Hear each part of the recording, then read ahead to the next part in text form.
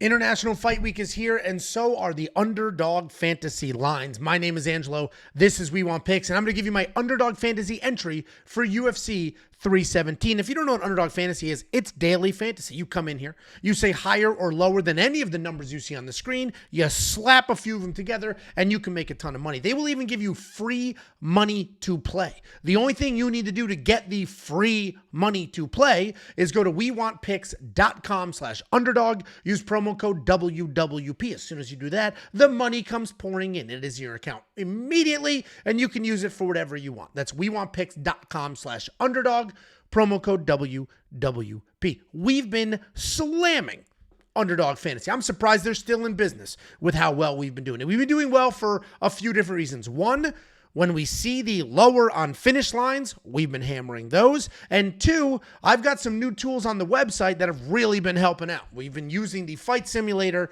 on my website, wewantpicks.com, and the fight simulator's basically been giving us lines. It's been telling us flat out, we did 100,000 simulations, and we think he lands this many significant strikes. And then we look at Underdog Fantasy. Those two numbers are very different, and then we do the more or the less. So let's go ahead and jump right in. If you want to check out that simulator, it's on the website, wewantpicks.com. If I'm looking at this card, there's a couple of very obvious spots and a couple of tricky spots. And Underdog sort of towing the line there. One of the obvious spots to me, I do think there is a finish from Topuria here. And let me walk you through this. I know a ton of you are like, Ilya couldn't finish. Who the hell's that gremlin looking dude? The bald-headed gremlin? The wrestler who doesn't wrestle anymore? Josh Emmett. Ilya couldn't finish Josh Emmett. You're right, he couldn't finish Josh Emmett, but he was hitting that dude with a baseball bat over and over and over, and Josh was mangled, and that dude has a chin. Charles Oliveira, your king. People love this dude, and I totally understand, but there's some irrational visions there. I understand loving Charles Oliveira, and that guy's incredible, and if he wins this fight, even I will be like, this is amazing. This guy's an all-timer. But the reality is he gets dropped in every fight he's in. Now, many times he recovers because most people are too afraid to go to the ground with him. Ilya's not going to care. I do think there is a finish here, but it's okay, because if there's not, we're going to do the flex entry, which gives us a little bit of leeway. Let's work our way down the list. If you go to the co-main event, we've got a bunch of lines to work with here. This is also why I love Underdog Fantasy. We have the higher, lower on finishes. We have knockouts. We have submissions, total strikes, takedowns. Then we have round finishes. We have a whole bunch of choices here. I'm going takedowns. I'm going higher than 2.5 takedowns. This is a line I used my fight simulator for, and the simulator said he's going to get 3 or more takedowns, so that's what we're going to go with. If I jump in here, it will let us adjust the line. If you want to be safe, and you're positive he's going to get 2 takedowns, you're not quite sure he's going to get 3, you can lower it to 1.5. That is going to change your payout, though. Instead of sort of doubling your money on that payout, it's going to be 0.69x. 1x is doubling your money. 0.69x is obviously not quite doubling your money, 70% or 69% more.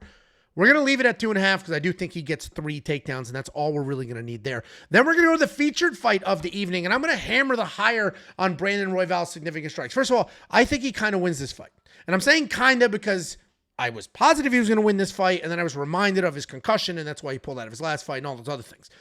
But 70 significant strikes is low for a guy like Brandon Royval because he's not a wrestler. So he's not going to actively be looking for a million takedowns, which means this is mostly going to be standing, and he's going to be letting his hands fly. This guy puts up numbers. His last couple of fights were 5 rounders, so those numbers are a little artificially inflated. But if you just work that down to 3 rounds and you take a look at those numbers, he cruises past this.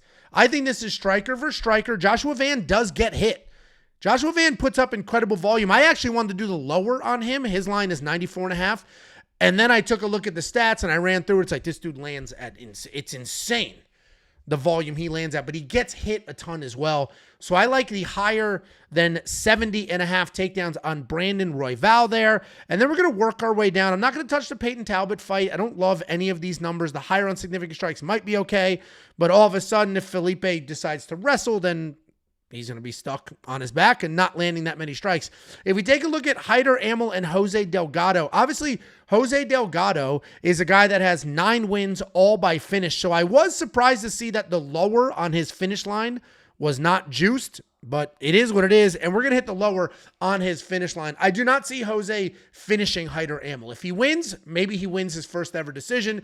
or I think he could flat out lose. What I do love in these spots is anytime you get the underdog and you have the higher, lower on finishes, the lower on the underdog is usually pretty solid. I'm not going to touch it here because Hyder Amel, I think, could potentially finish Jose, and Vaishlov could definitely finish Terrence McKinney. But anytime you get a higher, lower on finishes from the dog, the lower is usually a pretty good spot. And that's where we're going to leave this. If we had a lower on Niko price by finish, I would go ahead, get out his mortgage, and put all of it on that. But that is not a choice.